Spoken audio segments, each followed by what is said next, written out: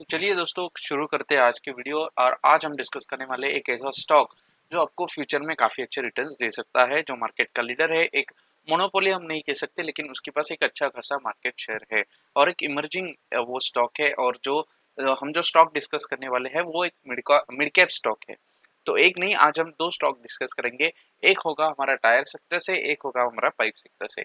उम्मीद करता हूँ आपको ये नाम जानकर तो समझ में आया आया होगा कि एक्चुअल में हम कौन से स्टॉक के बारे में डिस्कस करने वाले हैं। तो स्टॉक है दोस्तों बालकृष्ण इंडस्ट्रीज। टायर सेक्टर का जो लीडर है उसका नाम है एमआरएफ, और सेकंड इस पे आता है बालकृष्ण इंडस्ट्रीज। लेकिन मार्केट कैपिटलाइजेशन के हिसाब से अगर देखा जाए तो बालकृष्ण इंडस्ट्रीज का सबसे ज्यादा मार्केट कैपिटलाइजेशन है। आप यहाँ पे देख सकते हो, टायर सेक्टर का जो हाईएस्ट मार्केट शेयर है या फिर मार्केट कैपिटलाइजेशन है वो है बालकृष्ण इंडस्ट्रीज के पास। लेकिन मार्केट लीडर जो है वो एमआरएफ है दोस्तों। एमआरएफ का जो शेयर प्राइस है दोस्तों वो एक रिटेल इन्वेस्टर के लिए फिलहाल अफोर्डेबल नहीं है। तो इसलिए एमआरएफ को हम कभी बाद में डिस्कस करेंगे, जब भी जो जो स्टॉक है स्प्लिट होगा या फिर जब भी हम शेयर जो है वो स्प्लिट में बाय कर सकेंगे। लेकिन फिलहाल के लिए जो लीडर है, जो एक अच्छा स्टॉक है और अच्छे रिटर्न्स हमें दे सकता है, उसके बारे में हम डिस्कस करते हैं। बालकृष्ण इंडस्ट्रीज है दोस्तों। और हम यहाँ पे देख सकते हैं कुछ डिटेल्स बालकृष्ण इंडस्ट्रीज के बारे में है। ये है ऑफ हाईवे टायर बिजनेस, जो 1987 में इन्होंने स्टार्ट किया था। और आप देख सकते हो यहाँ पर कि तकरीबन 2 साल यहाँ पर ये टायर बिजनेस चला है। आप यहाँ मैं आपको बिल्कुल यहाँ पे पूरी इंफॉर्मेशन मैं यहाँ पर आपको दिखाऊंगा। आप देख सकते हो यहाँ पर कि जो टायर बिजनेस है इनका ग्लोबल प्रेजेंस रहा है 160 कंट्रीज में। और डिस्ट्रीब्यूशन नेटवर्क कहाँ कहाँ पे है तो अमेरिका, यूरोप, इंडिया और बाकी के जो कंट्रीज है वहाँ पे है। 49% का जो सेल्स आता है दोस्तों ये यूरोप से आता है, और फिर बाद में 23% इंडिया से, फिर अमेरिका से 15% और बाकी रेस्ट ऑफ द वर्ल्ड से 13% का शेयर आता है। क्लाइंट बेस कहाँ से है दोस्तों इनका, तो क्लाइंट बेस है क्लास, जेसीबी, कैट, सकाई, गोल्डनी, टेरेक्स, टर्क ट्रैक्टर। तो इनका जो एक्चुअल जो टायर्स होते हैं वो जेसीबी के लिए यूज होते हैं, ट्रैक्टर्स के लिए यूज होते हैं। तो ये हमें समझना होगा दोस्तों। फोर व्हीलर्स के लिए अगर कोई टायर कंपनी है तो वो है अपोलो टायर्स और एमआरएफ। तो यहाँ पर अगर हम देखेंगे तो आप देख सकते हैं कि कंपनी के जो टायर है वो ट्रैक्टर्स में यहाँ पे एप्लीकेशंस में यूज होते हैं। Harvesters, irrigators, loader, cranes, mining, handlers, मतलब जो भी खेती बाड़ी के लिए जो भी इंस्ट्रूमेंट्स यूज होते हैं वहाँ पे ये टायर्स यूज किए जाते हैं। जो भी एक तरीके से माइन करने के लिए या फिर जो क्रेन्स है उसके जो टायर्स होते हैं वो बालकृष्ण इंडस्ट्रीज के होते हैं। यहाँ पर अगर हम देखेंगे तो मेजोरिटी ऑफ सेल्स 70% जो है इनका रिप्लेसमेंट से आता है। रिप्लेसमेंट मतलब क्या होता है दोस्तों, अगर एक टायर खराब हो जाए, दूसरा टायर लगाना हो तो वहाँ पे उसे रिप्लेसमेंट ऑफ टायर कहा जाता है, जो कि 70% वहाँ से आता है। और यहाँ पर हम देखेंगे तो मैन्युफैक्चरिंग कैपेबिलिटी भी काफी ज्यादा है दोस्तों इनकी। जो भिवंडी, चौपकी और भुज में नए इन्होंने प्लांट्स लगाए हैं, इनका मतलब है इन्होंने कैपेक्स यहाँ पर बहुत अच्छा खासा किया है, जो कि 1900 करोड़ का है। और जब भी कंपनी कोई भी कंपनी अगर कैपेक्स करती है दोस्तों तो अल्टीमेटली शेयर प्राइस ग्रो होता है, कंपनी ग्रो होती है और इन्वेस्टर्स को फायदा होता है। लेकिन जब कंपनी कैपेक्स करना बंद कर देती है तो कंपनी डिविडेंड पे आउट करना स्टार्ट कर देती है, तो कंपनी की वहाँ पे ग्रोथ रुक जाती है दोस्तों, और वहाँ पर एक इश्यू हो जाता है। लेकिन ब्रांड प्रमोशन के लिए काफी अच्छा बालकृष्ण इंडस्ट्रीज ने अभी काम किया है, एक रिकॉग्निशन ब्रांड का करने के लिए। और उन्होंने काफी सारे जो पार्टनर्स है उनके पास उनके साथ जो है वो टाइटल स्पॉन्सरशिप भी की है। और वो दोस्तों हमारे सिर्फ इंडिया के रिलेटेड ये इंडस्ट्री नहीं है, तो ऑफकोर्स वर्ल्ड के हिसाब से यूरोप और अमेरिका में भी इसका प्रेजेंस है। मार्केट कैपिटलाइजेशन के हिसाब से अगर देखा जाए दोस्तों तो 44,000 करोड़ का मार्केट कैपिटलाइजेशन है। जो कि ये एक अगर हम देखा जाए यहाँ पर तो एक एक तरीके से हम कह सकते हैं कि एक मिड कैप स्टॉक है, राइट। लेकिन करंट प्राइस अगर देखा जाए तो 2300 रुपए की है, तो हमें ऐसा लगता है कि अरे ये तो लार्ज कैप स्टॉक होगा, लेकिन दोस्तों ये मिड कैप स्टॉक है। स्टॉक का P31 है और ROE ROC भी कंपनी के काफी अच्छे है, 20% के ऊपर, जो कि काफी अच्छी बात है। और अगर हम देखेंगे कि डेट टू इक्विटी रेशियो इनका काफी कम है, 0.36 आप यहाँ पे देख सकते हो।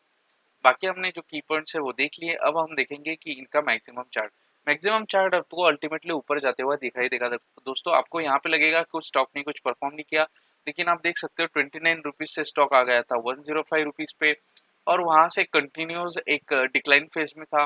लेकिन वहाँ पे परफॉर्मेंस कंपनी का शायद अच्छा, मैनेजमेंट का कोई इशू होगा। लेकिन बाद में 87, क्योंकि 2006 में मैं नहीं था, तो 87 के 80 रुपीज़ के बाद यहाँ पर अब 2012 से जो रैली आई है दोस्तों, बीच बीच में थोड़ा सा करेक्शन आया है। आप देख सकते हो यहाँ पर जो ये हाईएस्ट पॉइंट बना था 1364, वो टूटा है ऑलमोस्ट यहाँ पर। आप देख सकते हैं मतलब जैन 2018 के बाद, अगर मार्च 2018 में ये हाई लगा था, तो ये हाई टूटा है दोस्तों जैन 2021 में। तो 2 सालों में, 2 सालों के बाद ये टूटा है, तो करेक्शन काफी बड़ा आ जाता है। बाकी वहां से अगर गया तो ये टॉप लगा, अब ये टॉप कब टूटेगा कोई बोल नहीं सकता दोस्तों। टॉप लगा था यहाँ पर, आप देख सकते हैं हाईएस्ट 2542 पे। और जो प्रोज है दोस्तों, कॉन्स तो है ही नहीं कंपनी में, इसलिए हम यहाँ पे डिस्कस कर रहे हैं। Company expected to give good quarter results, और company is maintaining healthy dividend pay out, जो कि काफी अच्छी बात है दोस्तों। कोई भी कंपनी डिविडेंड कब दे सकती है, जब उसका एक तरीके से हम बोल सकते हैं कि प्रॉफिट कंपनी ला रही है। मार्केट कैपिटलाइजेशन के हिसाब से सबसे ज्यादा ऊपर है बालकृष्ण इंडस्ट्रीज। एमआरएफ का शेयर प्राइस आप देख सकते हो, जो कि एक रिटेल इन्वेस्टर के लिए अफोर्डेबल नहीं है, इसलिए हम बालकृष्ण इंडस्ट्रीज जो मार्केट लीडर है मार्केट कैप के हिसाब से, वो हम यहाँ पर डिस्कस करते हैं। सबसे ज्यादा प्रॉफिट लेके आ रही है बालकृष्ण इंडस्ट्रीज, आप देख सकते हो यहाँ पर। आरओसी भी इनका सबसे ज्यादा अच्छा है, और आरओई भी इनका ही सबसे ज्यादा अच्छा है। डिविडेंड भी ये सब कंपनी सबसे ज्यादा पे करती है, क्योंकि एक प्रॉफिट सबसे ज्यादा लाती है, तो ऑब्वियसली कैपेक्स भी करती है लेकिन डिविडेंड भी पे करती है दोस्तों। और हम आगे जाके देखेंगे कि 268 करोड़ का यहाँ पर ऑपरेटिंग प्रॉफिट था जून 2019 में, लेकिन वहां से जाके 503 करोड़ का मार्च 2022 में क्वार्टरली जो प्रॉफिट है वो हुआ है। ओपीएम यहाँ पर आप देख सकते हैं, कोविड की वजह से, इन्फ्लेशन की वजह से, रेपो रेट हाइकिंग की वजह से जो ओपीएम है यहाँ तक तो ठीक था 31%, लेकिन वहां से 21% तक ओपीएम जो है ऑपरेटिंग प्रॉफिट मार्जिन वो गिरा है दोस्तों। और नेट प्रॉफिट में भी एक तरीके से उछाल है, लेकिन कंटिन्यूस जो है वो यहाँ पर स्टॉक जो है वो प्रेशर में इसीलिए दिख रहा है, क्योंकि जो नेट प्रॉफिट है, जो प्रॉफिट आफ्टर टैक्स हम कहते हैं उसे, वो यहाँ पर बढ़ता हुआ नजर नहीं आ रहा है। तो ये एक छोटा सा कंसर्न है दोस्तों, लेकिन एक मुझे लगता है कि एक शॉर्ट टर्म कंसर्न है। लॉन्ग टर्म में तो फ्यूचर में काफी इस स्टॉक में ग्रोथ देख सकते हैं हम। यहाँ पर हम देखेंगे कि स्टॉक प्राइस का सीएजीआर है 33% का 10 सालों का, 5 सालों का 24%, 3 सालों का 44%, जो कि काफी अच्छा है दोस्तों। और कंपाउंडेड प्रॉफिट ग्रोथ भी इस कंपनी की काफी अच्छी है। यहाँ पर हम देखेंगे कि मार्च 2021 में जो ऑपरेटिंग प्रॉफिट था 295 करोड़ का था, वहां से लेके 2009 करोड़ का प्रॉफिट कंपनी ने, एक मिड कैप कंपनी ने लाके दिया। पहले तो स्मॉल कैप कंपनी हुआ करती थी, बाद में ये मिड कैप कंपनी हुई है, और बाद में जाके ये यही कंपनी लार्ज कैप कंपनी हो जाएगी। और जब लार्ज कैप कंपनी होगी दोस्तों, तो आपका पैसा डबल, चार चार गुना, 5 गुना, 6 गुना, 10 गुना हो जाएगा। तो अभी मौका है आपको इन्वेस्टमेंट करने का। नेट प्रॉफिट अगर हम देखेंगे 195 करोड़ का था 2011 में, आप यहाँ पे देख सकते हो। वहां से लेके 1435 करोड़ का नेट प्रॉफिट, जो पैट बोलते हैं हम उसे। और ईपीएस भी कंटिन्यूसली बढ़ा है दोस्तों। मैं एक बात बताना भूल गया, यहाँ पे अगर हम देखेंगे तो मैक्सिमम ईपीएस की बिल्डिंग से दोस्तों, वो आपको बढ़ती हुई नजर आएगी। 20 रुपए के ईपीएस से यहाँ पर आप देख सकते हो कि तकरीबन 37 रुपीज का ईपीएस इस कंपनी का हो चुका है। शेयर होल्डिंग पैटर्न के बारे में और एक और बड़ी बात है दोस्तों, कि किसी भी कंपनी का कैश कन्वर्जिंग साइकिल या फिर कैश फ्लो, जो नेट कैश फ्लो होता है, वो हमें देखना चाहिए। मार्च 2011 में 7 करोड़ का था, अभी है मार्च 2022 जो कि -9 करोड़ का है। तो ये होता है दोस्तों, कैश कंपनी के पास कभी कभी होती है, कभी कभी नहीं होती है। काफी ज्यादा एक्टिविटीज कंपनी में चलती है, और उसी वजह से नेट कैश फ्लो कम हो जाता है। लेकिन एक बड़े इन्वेस्टर्स, काफी वॉरेन बफे जो कह के गए, और उनके जो एक्सपर्टीज है वो कह के गए हैं। यहाँ पर हम देख सकते हैं कि जो कंपनी है जिसके पास कैश फ्लो बहुत ज्यादा है, उसी कंपनी में हमें इन्वेस्ट करना चाहिए। लेकिन फिलहाल टायर सेक्टर ऐसा एक सेक्टर है जहाँ पे कैश फ्लो काफी कम होता है दोस्तों। यहाँ पर हम देखा जाए तो शेयर होल्डिंग का पैटर्न, प्रोमोटर के पास 58% के स्टेक है कि 2019 से, जो कि मार्च 2022 में लगातार वैसे ही कंटिन्यूएशन में रहे। फॉरेन इन्वेस्टर्स ने अपनी होल्डिंग 10% से 14% तक बढ़ाई है, और डोमेस्टिक इन्वेस्टर ने 15% से 11% तक घटाई है। पब्लिक ने यहाँ पर 15% की एक मतलब नॉर्मल होल्डिंग वहां पर रखी हुई है। तो ये हो गया दोस्तों एक फंडामेंटल एनालिसिस, हम इसे नॉर्मल एनालिसिस कह सकते हैं। बाकी हम बाइंग लेवल्स अगर हम ढूंढेंगे, तो ये डेली चार्ट है दोस्तों। एक कंपनी का यहाँ पर रेजिस्टेंस बना था, आप देख सकते हैं यहाँ पर तकरीबन 2600 पे, और वहां से दोस्तों ये स्टॉक काफी अच्छा गिर भी गया था। यहाँ पर हमें बाइंग लेवल्स हम यहाँ पर ढूंढ सकते थे, और यहाँ पे भी अच्छा खासा स्टॉक सपोर्ट पे आ गया था दोस्तों। कभी भी हमें बाय ऑन सपोर्ट और बाय ऑन डीप की स्ट्रेटेजी यूज करनी चाहिए। और कोई अगर ट्रेडर है तो ऑब्वियसली वो सेल ऑन राइज या फिर सेल ऑन रेजिस्टेंस पे सेल कर देगा, लेकिन अगर हमें इन्वेस्टर बनना है तो बाय ऑन सपोर्ट पे यहाँ पर बाय करके हमें होल्ड करना है दोस्तों। तो अभी फिलहाल के लिए स्टॉक में कोई भी मौका नहीं है एंटर करने का, लेकिन फिर से अगर ये ऊपर से टूटता है और इस सपोर्ट पे आता है तो यहाँ पे हम बाय कर सकते हैं। यहाँ पे हो गया एक और दोस्तों, एक और स्टॉक हम डिस्कस करने वाले हैं जिसका नाम है astral pipe limited.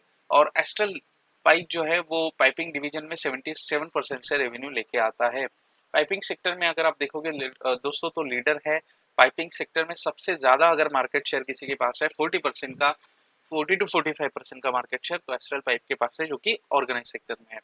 Piping division से इनके पास 77% का रेवेन्यू आता है। फिर उसमें हम फायर स्प्रिंकल्स हो गए, एग्रीकल्चर इंडस्ट्रीज, सेवरेजेस, प्लम्बिंग, इस सारे सेक्टर से इनको पैसा आता है। केबल प्रोटेक्शन, कंडक्ट और manufacturing pipes, ancillary products, urban infrastructure and ducting, इस सब से इनको रेवेन्यू जनरेशन होता है दोस्तों। इनके पास 100% स्टेक है रेक्स पोली एक्सट्रूजन प्राइवेट लिमिटेड के स्टॉक का, जो कि उन्होंने 150 करोड़ में लिया था। और यहाँ पर आप देख सकते हैं कि इसका जो हेडक्वार्टर है वो सांगली में।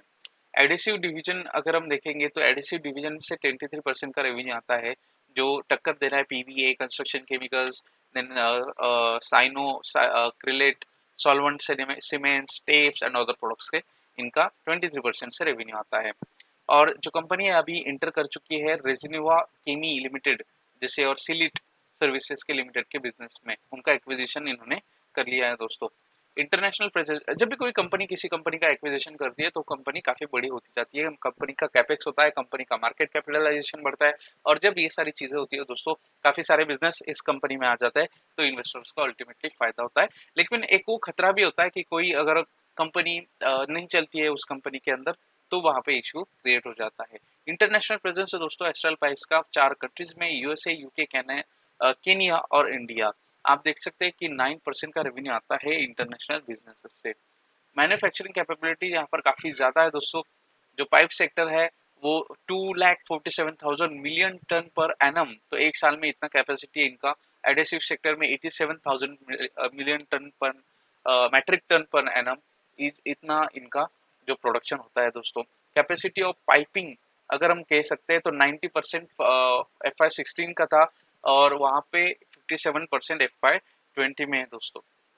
डिस्ट्रीब्यूशन नेटवर्क कंपनी का काफी अच्छा है, 800 प्लस डिस्ट्रीब्यूटर है दोस्तों कंपनी के पास, और 31,000 डीलर्स है। और पाइपिंग बिजनेस में 1,300 के डिस्ट्रीब्यूटर्स और 1,30,000 के डिस्ट्रीब्यूटर्स है एडेसिव बिजनेस में। ब्रांड प्रमोशन भी कंपनी काफी अच्छी करती है, जो 3% का टोटल टर्नओवर होता है कंपनी का वो ब्रांड प्रमोशन से ही आता है। Astral pipe continuously brand promotion अपना कर रहा है, बॉलीवुड मूवीज और काफी सारे आईपीएल में भी आपने देखा होगा काफी सारे जो प्लेयर्स है उनके कैप पे एस्ट्रल पाइप का नाम दिखता है दोस्तों, शर्ट पे नाम दिखता है, जर्सी पे हम कह सकते हैं। स्टॉक का पी 74 है, जो कि काफी हाई पी पे फिलहाल ट्रेड कर रहा है। बुक वैल्यू 116 की थी, आरओई आरओसी दोनों भी 20% के ऊपर है, जो कि काफी अच्छी बात है। डेट टू इक्विटी रेशो काफी निग्लिजिबल है, कंपनी के ऊपर ज्यादा कर्जा नहीं है दोस्तों, और जिस कंपनी के ऊपर ज्यादा कर्जा नहीं होता है वो कंपनी लॉन्ग टर्म में अच्छा एक तरीके से परफॉर्मेंस देती है। यहाँ पर हम देखेंगे कि ये मैक्सिमम प्राइस है दोस्तों, स्टॉक कंटिन्यूसली ऊपर गया है, बीच बीच में एकदम नॉर्मल यहाँ पर करेक्शन आया था, यहाँ पे भी थोड़ा बहुत करेक्शन अभी हम फेस कर रहे हैं, और यहाँ पे भी एक आया था। तो एक बहुत छोटे छोटे करेक्शन इस कंपनी में आते हैं, लेकिन ये कंसिस्टेंट कंपाउंडर कंपनी है दोस्तों। पी रेशो के बारे में अगर हम बात करें तो फिलहाल के लिए पी रेशो काफी नीचे आ चुका है, और ईपीएस की बिल्डिंग्स कंटिन्यूसली बढ़ती जा रही है, ये काफी अच्छी बात है किसी भी कंपनी के लिए।